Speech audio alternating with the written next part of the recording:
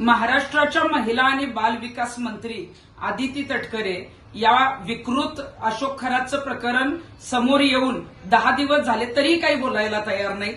महिला सुरक्षितता, महिला सक्षमीकरण आणि बालकांचा विकास यासाठी त्यांच्याकडे हे कॅबिनेट मंत्रीपद आहे.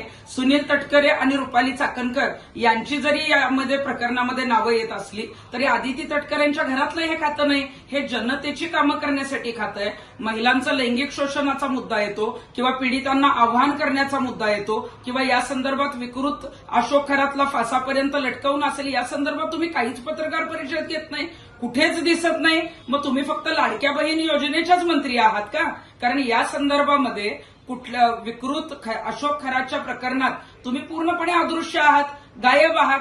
आता तरी समोर या आणि महिला बाल विकास मंत्री म्हणून या बाबतीत तुमचं काय म्हणणं आहे हे आम्हाला कळू द्या. कारण तुम्ही गायब आहात म्हणून, नाहीतर मग 2 दिवसात तुमचं जर स्टेटमेंट आलं नाही तर आम्हाला वॉन्टेड म्हणून ती जी आहेत ते फोटो पत्रकं जी आहेत ती आम्हाला जनतेने वाटावे लागतील आणि तुमचं जे काय म्हणणं आहे त्यासाठी जे आहे ते तुम्हाला शोधावं लागेल.